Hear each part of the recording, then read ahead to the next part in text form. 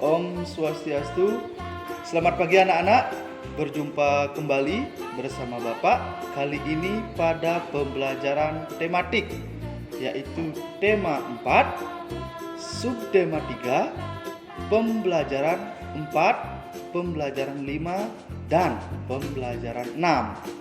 Nah, sebelum lanjut ke materi, bagaimana kabar kalian pada hari ini? Semoga kalian tetap dalam keadaan sehat. Ya. Nah, sebelum kita lanjut, mari kita berdoa terlebih dahulu untuk memulai kegiatan pembelajaran kita pada hari ini. Semoga nanti pembelajaran kita hari ini lancar dan bermanfaat bagi kita semua. Berdoa Bapak pimpin langsung, berdoa dipersilahkan. Berdoa selesai. Nah, langsung saja pada tujuan pembelajaran kita pada hari ini. Yang pertama, yaitu kalian mampu mengidentifikasi isi atau makna dan amanat pada pantun. Ya. Yang kedua, yaitu kalian mampu membaca dan menjelaskan amanat dari sebuah pantun.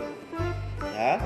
Yang ketiga, yaitu kalian mampu mengetahui hak, kewajiban, dan tanggung jawab sebagai warga masyarakat. Yang keempat, kalian dapat mengetahui akibat dari tidak adanya penerapan tanggung jawab dalam masyarakat. Ya.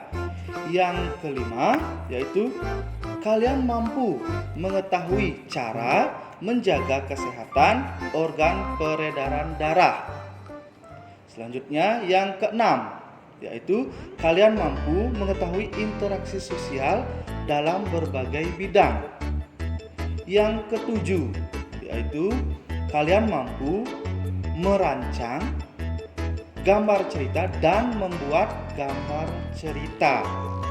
Itu tujuan pembelajaran kita pada hari ini yang akan kita capai pada pembelajaran tematik tema 4, subtema 3, pembelajaran 4, 5, dan 6. Untuk lebih jelasnya, mari kita perhatikan tayangan pembelajaran berikut ini. Baik anak-anak, hari ini untuk materi yang pertama yaitu mengenai mengidentifikasi isi atau makna dan amanat dari pantun yang sudah kalian pelajari di materi sebelumnya. Nah, perhatikan salah satu contoh pantun berikut ini. Ranting pohon mudah patah, saat memanjat harus hati-hati. Orang tua tak boleh dibantah, itulah tanda anak berbakti. Nah, berdasarkan isinya, pantun di atas termasuk pantun nasihat, ya, di mana isi atau makna dari pantun tersebut ada pada baris ke-3 dan baris ke-4. Nah, jadi amanat dari pantun yang tadi sudah kita baca yaitu seorang anak kita harus berbakti kepada orang tua dengan cara menuruti dan tidak membantah perkataan atau nasihat orang tua. Nah, selanjutnya kita akan belajar bagaimana cara membaca dan menjelaskan amanat pantun. Pesan di dalam pantun terdapat dalam isi pantun, yaitu baris ke-3 dan baris ke-4. Ya, baris pertama dan kedua itu adalah sampiran. Nah, adapun langkah-langkah menentukan pesan atau amanat pantun yang pertama, yaitu membaca isi pantun. Yang kedua, memahami isi pantun. Dan yang ketiga, menentukan pesan sesuai isi pantun dengan bahasa yang mudah dipahami. Nah, itu cara membaca dan menjelaskan amanat pantun, ya. Jadi, untuk mencari amanatnya yaitu kalian baca terlebih dahulu, setelah itu pahami isi pantun dan amati baris ke-3 dan ke-4. Nah, untuk menentukan pesan sesuai isi pantun tersebut.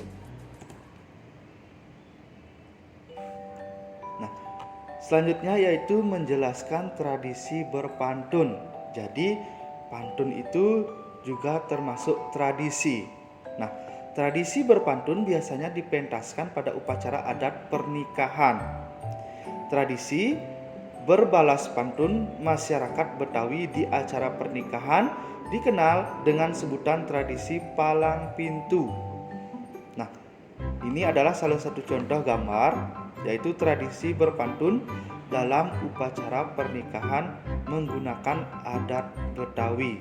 Jadi pada adat Betawi itu ada yang namanya tradisi berpantun atau tradisi palang pintu.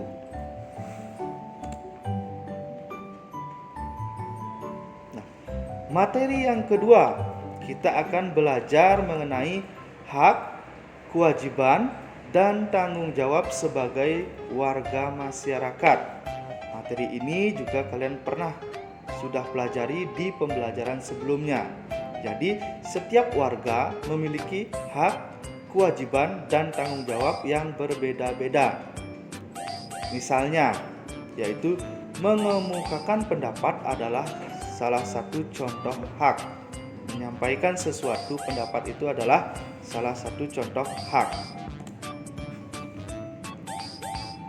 Berikutnya yaitu salah satu contoh kewajiban, yaitu kerja bakti bersama-sama. Itu adalah salah satu contoh dari kewajiban. Selanjutnya yang ketiga yaitu salah satu contoh tanggung jawab, yaitu membuang sampah ke tempat sampah. Nah, dan contoh-contoh lainnya mengenai hak, kewajiban, dan tanggung jawab yang sudah pernah kalian pelajari pada pembelajaran sebelumnya. Melanjutkan materi hak, kewajiban, dan tanggung jawab, yaitu sekarang kita lanjut pada akibat tidak adanya penerapan tanggung jawab dalam masyarakat. Nah, membuang sampah di tempat sampah merupakan contoh penerapan tanggung jawab dalam menjaga lingkungan. Akibatnya, sampah yang berserakan membuat lingkungan kotor dan dapat menyebabkan banjir. Di lingkungan yang kotor dapat menjadi sumber penyakit. Jadi, kita harus menjalankan hak, kewajiban, dan tanggung jawab secara seimbang, selaras, ya. Nah, kita masuk pada materi yang ketiga, yaitu mengenai cara menjaga kesehatan organ peredaran darah. Nah, cara menjaga kesehatan organ peredaran darah antara lain sebagai berikut. Yang pertama, yaitu beristirahat yang cukup. Yang kedua, memilih makanan yang bergizi seimbang untuk dikonsumsi. Yang ketiga, berolahraga secara teratur. Nah, itu adalah 3 contoh cara menjaga kesehatan organ peredaran darah. Selanjutnya kita masuk pada materi yang keempat, mengenai interaksi sosial dalam berbagai bidang. Nah, untuk materi ini juga sudah kita pelajari di pembelajaran sebelumnya mengenai interaksi sosial. Interaksi tersebut terjadi karena adanya faktor-faktor sebagai berikut. Nah, di sini ada 3 faktor. Yang pertama yaitu interaksi dalam bidang sosial budaya. Yang kedua, interaksi dalam bidang pendidikan. Yang ketiga, interaksi dalam bidang ekonomi. Nah, yang pertama, interaksi dalam bidang sosial budaya. Kita harus dapat beradaptasi dengan lingkungan agar keberadaan kita dapat diterima. Yang kedua, mengenai interaksi dalam bidang pendidikan.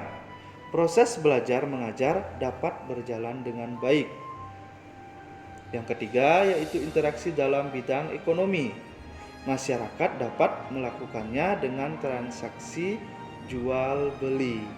Nah, itu adalah interaksi sosial dalam berbagai bidang, yaitu bidang sosial budaya, bidang pendidikan, dan bidang ekonomi. Baik, selanjutnya kita akan masuk pada materi yang kelima, yaitu mengenai merancang gambar cerita yang sudah kita pernah pelajari di pembelajaran sebelumnya. Untuk mengingat itu gambar cerita contohnya seperti komik, ya. Nah, sebelum membuat gambar, kita harus terlebih dahulu menentukan tema, ya. Sebelum menggambar kita menentukan tema apa yang akan kita gunakan, ya, agar cerita dengan gambar agar sesuai, ya. Jika tema sudah ditentukan, kita dapat dengan mudah menentukan alur ceritanya, ya. Jika tema sudah diketahui atau sudah ditentukan apa yang akan dibuat, jadi alur ceritanya lebih mudah akan kita buat juga. Nah, agar dapat melakukannya, coba ingat kembali langkah-langkah membuat gambar cerita. Perhatikan salah satu contoh gambar cerita berikut ini, ya. Kalian bisa amati gambarnya terlebih dahulu. Ada dua orang anak, yang satu jatuh pada saat mengendarai sepeda, yang satunya sedang menolong temannya. Kita lihat di sini sudah ada tema. Jadi tema gambar cerita ini adalah akibat tidak berhati-hati saat bersepeda. Ya, jadi tema dengan gambarnya sesuai. Yang kedua, tokoh dalam cerita. Di mana di sini Tony memiliki sifat kurang berhati-hati dan Dedi memiliki sifat penolong. Jadi yang jatuh pada saat mengendarai sepeda yaitu adalah Tony, dan yang menolong itu adalah Dedi, ya, sesuai juga dengan gambarnya. Nah, yang ketiga, alur ceritanya, ya. Yang pertama, Tony tidak berhati-hati saat mengendarai sepeda. Sepeda Tony menabrak batu yang ada di jalan dan Tony terjatuh dari sepedanya. Yang ketiga yaitu Dedi yang ada di dekat Tony segera menolong Benny. Nah, gambar yang sesuai dengan cerita tersebut dapat dilihat pada gambar, ya. Jadi dari tema, tokoh dalam cerita, dan alur cerita sesuai dengan gambar yang disediakan di sampingnya ini. Jadi alur dan gambarnya sesuai, ya. Jadi itu salah satu contoh atau beberapa langkah-langkah dalam pembuatan gambar cerita. Yang pertama itu tema, tokoh dalam cerita, dan alur cerita. Nah, sekian pembelajaran kita pada hari ini. Bagaimana perasaan kalian? Tentunya menyenangkan, ya. Nah, untuk mengakhiri pembelajaran kita pada hari ini, baiknya kita simpulkan apa yang sudah kita pelajari hari ini, ya. Dari tujuan yang tadi, apa yang kita harus capai, apakah sudah tercapai? Mari kita simpulkan pembelajaran kita pada hari ini. Yang pertama, mengenai mengidentifikasi isi atau makna dan amanat dari sebuah pantun, ya. Yang kalian sudah pelajari yaitu baris ketiga dan baris keempat itu dinamakan isi atau makna dari sebuah pantun tersebut, dan baris pertama dan kedua itu adalah sampiran, ya. Nah, untuk membaca dan menjelaskan amanat pantun tersebut ada langkah-langkahnya. Yang pertama yaitu kita harus membaca isi pantun tersebut, ya. Yang kedua, memahami isi pantun tersebut, dan ketiga, menentukan pesan sesuai isi pantun tersebut dengan bahasa yang mudah dipahami, ya. Yang kedua, kesimpulan yang kedua mengenai hak, kewajiban, dan tanggung jawab sebagai warga masyarakat, yang tentunya kalian sudah pernah pelajari di pembelajaran sebelumnya, ya. Mengenai hak, kewajiban, dan tanggung jawab, kita harus laksanakan atau jalankan secara seimbang bersama-sama ya, di mana ada hak, di sana ada kewajiban dan pastinya ada tanggung jawab ya. Yang ketiga yaitu mengenai cara menjaga kesehatan organ peredaran darah, yang dimana tadi yang pertama yaitu dengan cara beristirahat yang cukup, yang kedua memilih makanan yang bergizi, yang ketiga berolahraga secara teratur ya. Itu beberapa contoh cara untuk menjaga organ peredaran darah pada manusia. Nah, kesimpulan selanjutnya yang keempat mengenai interaksi sosial dalam berbagai bidang, di mana tadi kita pelajari ada 3 bidang ya, di mana yang pertama bidang sosial, budaya, yang kedua bidang pendidikan, dan yang ketiga itu bidang ekonomi. Ya, itu adalah interaksi sosial dalam berbagai bidang. Nah, kesimpulan selanjutnya yaitu yang kelima mengenai merancang gambar cerita.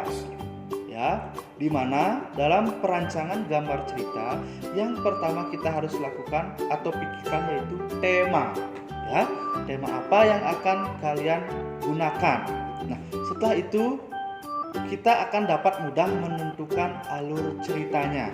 Ya, jangan lupa tema dan alur cerita harus sesuai dengan gambarnya, ya, gambar ceritanya. Nah, itu kesimpulan pembelajaran kita pada hari ini. Semoga dalam video pembelajaran ini bermanfaat bagi kita semua, baik kalian sebagai siswa dan Bapak sebagai tenaga pendidikan. Semoga bermanfaat. Dengan materi kali ini yaitu tema 4, subtema 3, pembelajaran 4, 5, dan 6. Ya, Bapak tutup pembelajaran kali ini dengan Paramasanti. Om Santi Santi Santi Om. Sampai jumpa.